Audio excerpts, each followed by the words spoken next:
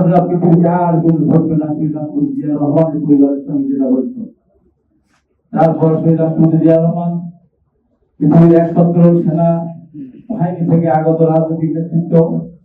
পৃথিবীর কোন দেশে কোন সেনাবাহিনী তার উপর ক্ষমতা কোনদিন অর্জিত হয়নি। একমাত্র শহীদ রাষ্ট্রপতি জিয়া রহমান, যিনি ক্ষমতা দখল করেন নাই, কাউকে হত্যা করেন নাই, এমনকি দেশের মতো জাতীয় সংসদ ভেঙে দিয়ে জোরকে ক্ষমতা দখল করেন নাই। জিয়া রহমান ক্ষমতা গ্রহণও করেন নাই। জিয়া রহমান একমাত্র ব্যক্তি যার উপরে ক্ষমতা অর্পিত হয়েছিল। আমরা দেখেছি 1975 সালের 2 নভেম্বর যেদিন খালেদ মোশাররফ ক্ষমতা দখল করে শহীদ রাষ্ট্রপতি জিয়া রহমান তখন সেনাবাহিনী প্রধান ছিলেন, তাকে গ্রেপ্তার করেছিল। পৃথিবীর ইতিহাসে একটি ঘটনা খুঁজে পাওয়া যাবে না যে কোন দেশের সেনাপ্রধানকে গ্রেপ্তার করার পর তাকে মুক্ত করার জন্য বিভিন্ন ক্যান্টনমেন্ট থেকে হাজার হাজার সেনা সদস্যরা এবং সাধারণ মানুষ সেখানে গিয়ে মুক্ত করেছে। ইতিহাস নেই।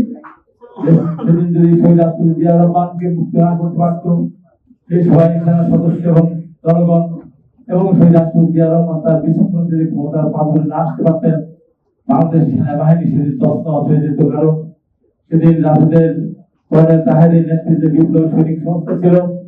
ক্যান্টনমেন্টে তারা স্লোগান দিত, সিপাহি সিপাহি ভাই ভাই, হাবিলদারের কোনো অবস্থান নাই। এই বলে তারা সেদিন হত্যাযজ্ঞ শুরু করেছিল।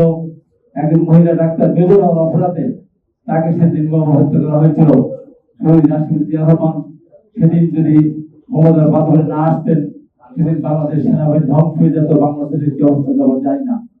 শহীদ রাষ্ট্রপতি জিয়া রহমান সময়ের প্রয়োজনে 1971 সালে নিজের জীবনকে বাজি রেখে মহান স্বাধীনতার ঘোষণা দিয়েছিলেন। আবার 1975 সালের 7 নভেম্বর দেশ জাতির প্রয়োজনে সেদিন তাকে ক্ষমতার পাথরে আসতে হয়েছিল। শহীদ রাষ্ট্রপতি জিয়া রহমানকে নির্মমভাবে হত্যা করার পর দীর্ঘদিন ধরে তার ক্ষমতা চলছে। বিশেষ করে এই 15.5 বছরে শহীদ রাষ্ট্রপতি জিয়া রহমান নাম সেনা বসে দেওয়ার জন্য সমস্ত ধরনের ষড়যন্ত্র আওয়ামী লীগ করেছে। বলা হয়তো জিয়া রহমান পাকিস্তানের চর, কখনো বলা হয়তো ফ্রান্স মুক্তিযোদ্ধা। জিয়া রহমান অপবাদ দেওয়া হয়, তিনি বাংলা লিখতে পারেন না, বাংলা পড়তে পারেন না, তিনি বাংলা ভাষার কি বোঝেন। অথচ শহীদ রাষ্ট্রপতি জিয়া রহমানই স্বাধীনতার জন্য তারা জীবন দিয়েছেন এবং সেই সময়ের প্রয়োজনে এবং দেশের প্রয়োজনে স্বাধীনতার পদক আমাদের 27 বছর ক্ষমতা ছিল প্রবর্তন করা নাই শহীদ জিয়া রহমান করেছিলেন। জিয়া রহমান নামে বলায় লিখতে পারেন না, বাংলা পড়তে পারেন না, অথচ 21 পদক শহীদ রাষ্ট্রপতি জিয়া রহমান প্রবর্তন করে গিয়েছেন। শহীদ রাষ্ট্রপতি জিয়া রহমান বাংলাদেশের আজকের যে অবস্থা, সেই যে অবস্থা আমাদের আজকে গার্মেন্ট শিল্পের মাধ্যমে যে প্রায় 3 কোটি মানুষ আজকে বিভিন্ন ভাবে যারা কর্ম করে খাচ্ছে, শহীদ রাষ্ট্রপতি জিয়া রহমান সেদিন দেশ গার্মেন্ট ব্যবস্থা করার মধ্যে দিয়ে গার্মেন্ট শিল্পের সূচনা করেছিলেন। আজকে আপনাদের এই যে বাংলাদেশের মানুষ আপনাদের চলছে তারা ভিক্ষার ঝুলি হাতে করে আমাদের ঘুরে বেড়াতে হতো, সেটা শহীদ রাষ্ট্রপতি জিয়া রহমান বিদেশি কর্মসংস্থানের ব্যবস্থা করেছিলেন। সৌদি আরবে সেদিন নিমের গাছ লাগানোকে উপলক্ষ করে সেদিন এই যে শ্রমিক পাঠানো শুরু করেছিলেন। আজকে বিদেশে 1 কোটির মতো মানুষ কর্মসংস্থান করছে এবং আমাদের রেমিটেন্স পাঠান, সেই টাকায় যে আমরা চলি।